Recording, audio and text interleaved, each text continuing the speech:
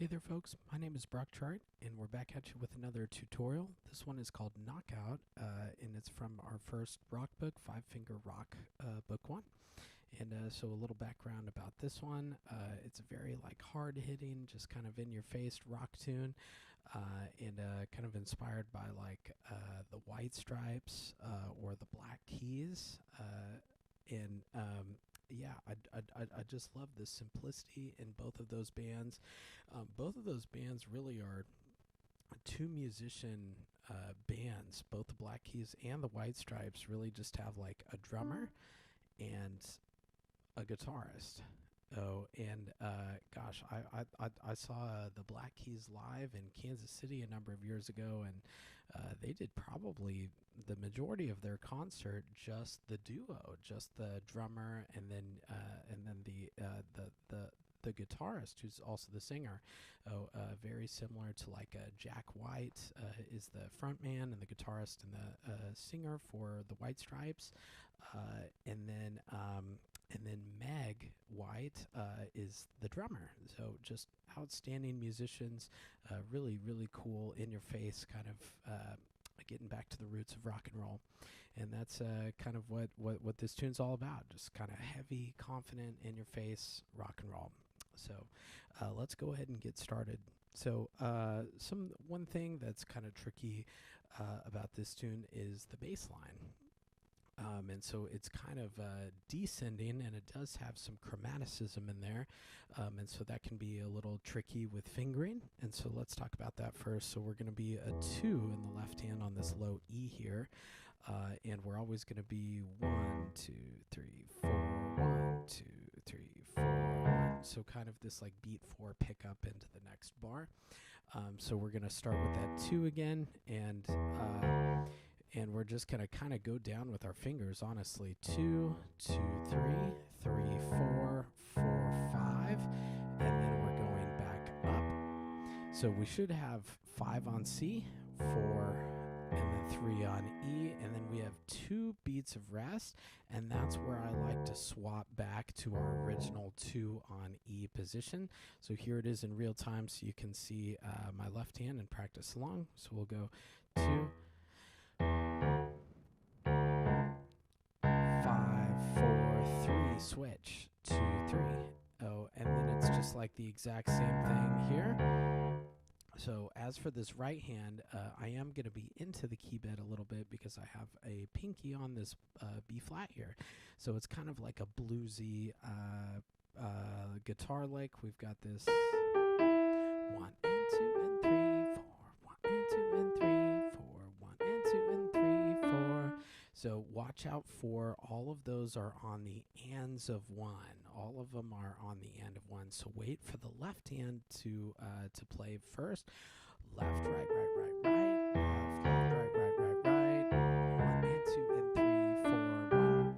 So they're kind of, it's a very like conversational texture on that very first line, and then things line up right in measure 4, right on beat 1. 1, 2, and 3, and 4, and 2, and 3, 4, 1, and 2, and 3, 4, 1.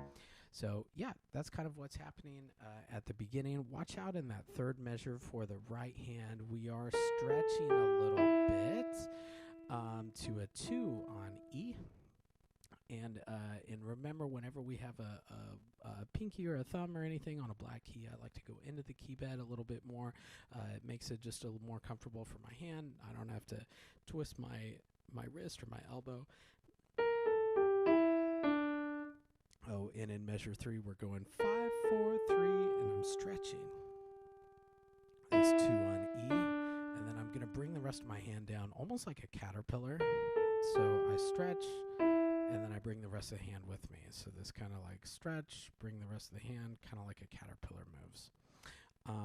And that'll take us into measure 4 here, where everything lines up. 1, 2, and 3, and 4, and... So some articulations to watch out for. The left hand is always like a long note followed by a short note.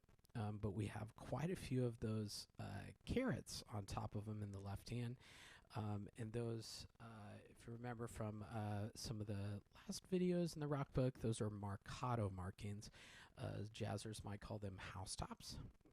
And so those are short notes, but they've got a little bit more length, a little bit more weight to those. So think short and fat, and you can kind of accent them a little bit too. So like 2, 3, so it's not,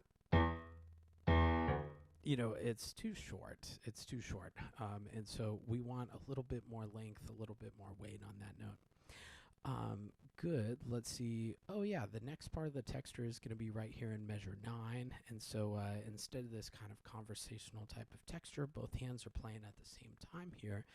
And it's this like left hand kind of driving bass line. Boo, doo, doo, doo. And so both hands are going to be there. Your right hand 3 is going to be on E, and your left hand thumb is going to stretch a little bit to this A. 2, 3, 1, 2, 3, 4. Oops. Yep. I need some coffee, guys. So we've got this E, D, and then I'm going to stretch my thumb a little bit in my right hand to this B here. Yep. And that left hand is kind of continuing this descending bass figure. And watch out for that. It'll be a middle finger. That left hand 3 is going to be on that F sharp, so that one might be a good one to circle there. And then we have another syncopated rhythm right in measure 12, where we have this left 1 and 2 and 3, 4, 1. So, and everything should line up there. Those are kind of like parallel perfect fifths. So don't tell my music theory teacher. But rock music has parallel fifths all over the place.